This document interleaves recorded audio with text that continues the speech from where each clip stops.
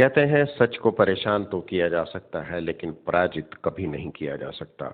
और रामायण काल से यानी आदिकाल से 7 लाख साल पहले की बात अगर हम करें तो मर्यादा पुरुषोत्तम राम का सच भी यही है।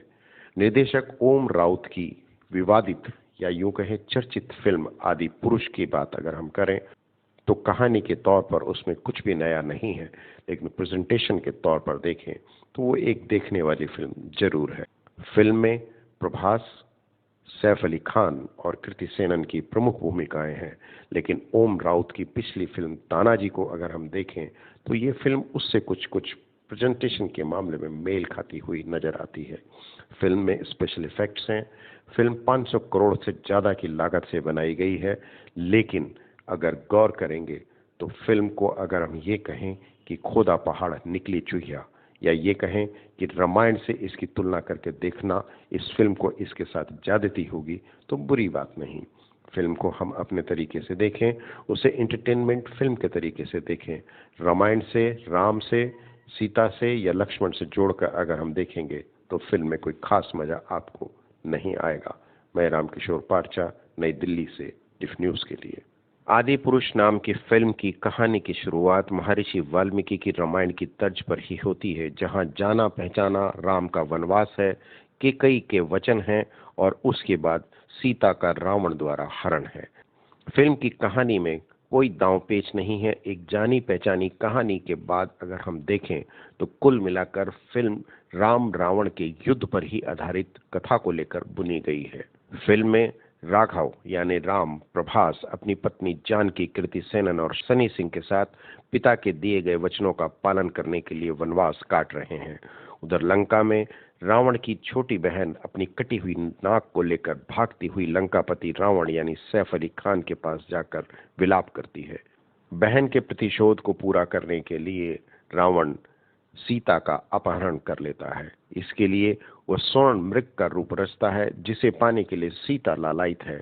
और सीता की इस इच्छा को पूरी करने के लिए राम जब वो स्वर्ण मृग के पीछे दौड़ते हैं तो रावण एक छलावा देकर सीता को अपने विमान में लेकर उड़ जाता है।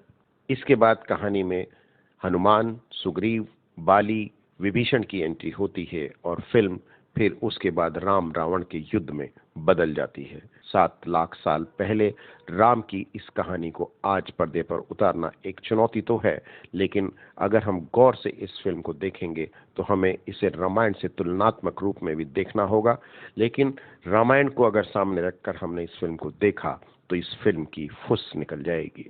फिल्म बिल्कुल प्रभावित नहीं करती। 500 करोड़ की ये फिल्म अपने दृश्यों के कारण, visual effects, special effects, animation, graphic और अपने गहरे नीले रंग में प्रभावित करने की कोशिश तो करती है, लेकिन 3D में अगर आप इसको देखेंगे तो आपका कंसंट्रेशन सिर्फ दृश्यों को और चेहरों को पकड़ने में ही रह जाएगा। फिल्म की कहानी और उसका आनंद लेना आपके बस के बाहर चला जाएगा। आइए अब बात करते हैं फिल्म के गीत और संगीत पर। फिल्म में संचित अंकित बलहारा का बैकग्राउंड स्कोर दमदार है, लेकिन अजय अतुल के संगीत के गाने उतने कमाल के नहीं बन पाए। गानों की जरूरत भी फिल्म में नहीं थी, लेकिन बैकग्राउंड में बजता हुआ जय सिया राम राजा राम और तू है शीतल धारा सुनने में अच्छे लगते हैं। आइए अब बात करते हैं फिल्म के अभिनय पक्ष के बारे में। जब गौर से मैंने फिल्म को देखा तो पूरी फिल्म में 3 ही लोग मुझे दिखाई दिए। राघव के रूप यानी राम के रूप में प्रभास, सीता बनी कृति सेनन और उसके बाद सैफ अली खान जो लंकेश रावण बने हैं। इन तीनों के अलावा बाकी के चरित्रों में ना तो लक्ष्मण ना ही हनुमान का कैरेक्टर हमें प्रभावित करता है। लेकिन सैफ अली खान की जहां तक बात है, सैफ अली खान की बड़ी दाढ़ी में रावण का रोल उन्होंने बहुत ढंग से निभाने की कोशिश की है, पर जब वो भी कई दृश्यों में डायलॉग बोलते हैं तो उनके डायलॉग बहुत टपोरी भाषा में सुनाई देते हैं। जहां तक फिल्म के प्रभावशाली डायलॉग्स की बात है तो उसमें एक डायलॉग मुझे बहुत पसंद आया। राघव ने मुझे पाने के लिए शिव धनुष तोड़ा था, अब उन्हें रावण का घमंड तोड़ना होगा। हालांकि ये एक चालू किस्म का डायलॉग है, लेकिन कृति सेनन ने इस पर बहुत अच्छे तरीके से भाषा को हैंडल किया है। जहां तक फिल्म के डायलॉग्स की बात है तो रामायण पर बनी फिल्म से लोग ये उम्मीद करते हैं कि इसमें एक शालीन भाषा का प्रयोग तो किया ही जाएगा, लेकिन फिल्म में कुछ डायलॉग हैं जो मैं आपको सुनाना चाहूंगा।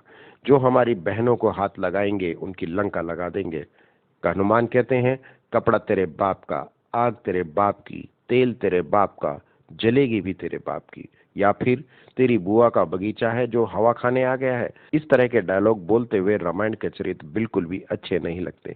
कुछ लोगों ने यह भी कहा कि ये आधुनिक काल की रामायण है, लेकिन आधुनिक काल में भी आप शाश्वत सत्य जो राम के साथ जुड़ा है या जो सदियों से रामायण के साथ जुड़ा हुआ है उसे नहीं बदल सकते। अब इसके बाद हम बात करेंगे फिल्म के निर्देशन की और ये भी बताएंगे कि फिल्म आप क्यों देखने जाएं और क्यों ना देखने जाएं।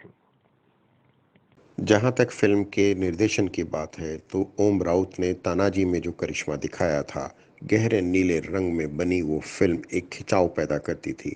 चूंकि वो पीरियड फिल्म थी और ये माइथोलॉजिकल सब्जेक्ट पर बनी हुई फिल्म है, आदि पुरुष के साथ उन्होंने कोशिश तो की कि बहुत सा पैसा उस पर खर्च किया जाए। फिल्म भव्यता के साथ सामने आती है, युद्ध के दृश्य बहुत शानदार तरीके से फिल्माए गए हैं, एनिमेशन का बहुत अच्छा इस्तेमाल किया गया है, नए तरीके से नई फिल्म देखने के लिए सामने आती है। लेकिन वो बहुत उम्मीद इस फिल्म से नहीं जगाते। मेरी मानिए तो आप एक बार इस फिल्म को देखें ज़रूर, लेकिन फिल्म 500 करोड़ रुपए की लागत से बनी है। इसे देखने के बाद आपको निराशा हो तो फिर हमें कुछ ना कहिएगा।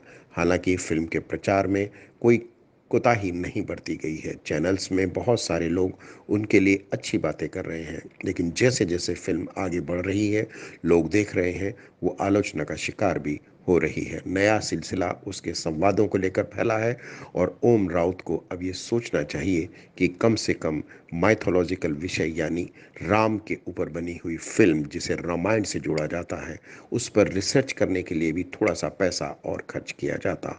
लेकिन एक भी पैसा उसके रिसर्च में इसलिए खर्च नहीं किया गया क्योंकि कहानी और उसका क्राफ्ट बहुत जाना पहचाना है और उसके ग्रामर को सिर्फ एक नए प्रेजेंटेशन के साथ ही दर्शकों के सामने परोस देना था।